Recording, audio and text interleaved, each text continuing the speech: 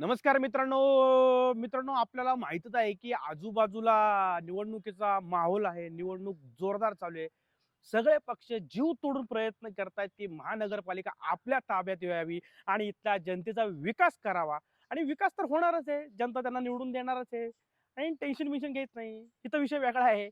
इथं विषय कशाचा आहे मित्रांनो, तुम्हाला सांगतो. आपल्याला माहितच आहे की सध्या मराठी बिग बॉस सीझनचा 6वा भाग येतोय. आणि आपल्याला माहितच आहे की लास्ट टाइम काय कांड झाला होता. 70 दिवसाचा हा बिग बॉसचा शो झाला होता. त्याला सांगितलं की भारी केलं. काही केलं नाही भारी बिरी. मागच्या वेळेस खूप कांड झाला होता. हिंदी बिग बॉसचा टी-आर-पी वाढवण्यासाठी मराठी बिग बॉसची म्हणजे त्याग केला होता मराठी बिग बॉसवाल्यांनी. कारण की आम्हाला त्याग करायची पहिल्यापासून सवय आहे. त्यामुळे 70 दिवसात तो आटोपला होता आणि त्यावेळेस गरीबाचं लेकरू बिग बॉस विजयी झाला होता. ते विजय फक्त सहानुभूतीने झालेला आहे. हे सगळा सर्वश्रुत आहे. त्यामुळे माहीत नाही. विनर त्यावेळेस वेगळाच होता, की म्हणजे खेळाडूला विनर न करता सहानुभूतीला तुम्ही विनर करून टाकले. असू द्या, काही प्रॉब्लेम नाही. जिंकला, कमवलं, बंगला-बिंगला बांधला त्या माणसाने. चांगली गोष्ट आहे.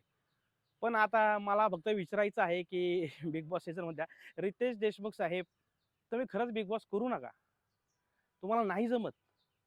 नाही जमत.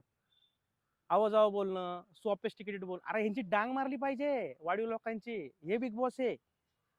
सलमान खानला कॉपी करा. सलमान खान मित्र आहे ना तुमचा, त्याला कॉपी करा. हे तुमच्यासाठी सल्ला आहे. आणि बाकीचं हा बिग बॉस येतोय, त्यात गरीबाची लेकरं किती येणार आहेत मला ते बघायचं आहे. आता कारण की संडे 11 तारखेपासून संध्याकाळी रोज हा कार्यक्रम चालू होईल आणि एकमेकांची काढाओढी आणि सगळ्या सोशल मीडियाला तर मटेरियल मिळेलच. नमस्कार काका.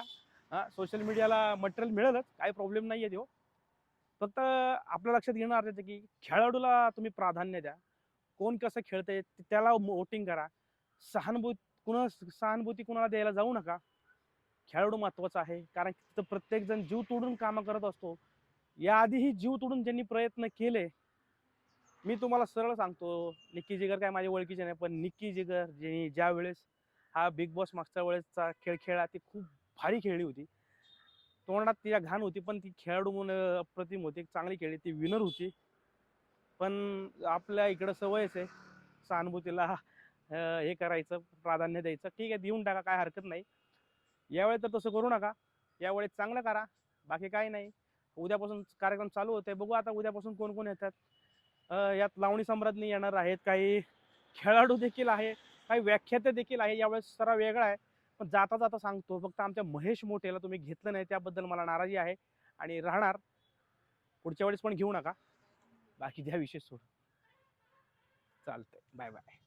आणि व्हिडिओ आवडला असेल तर व्हिडिओला लाईक करा, शेअर करा, कमेंट करा. बस एवढंच. बाकी काही नाही मित्रांनो.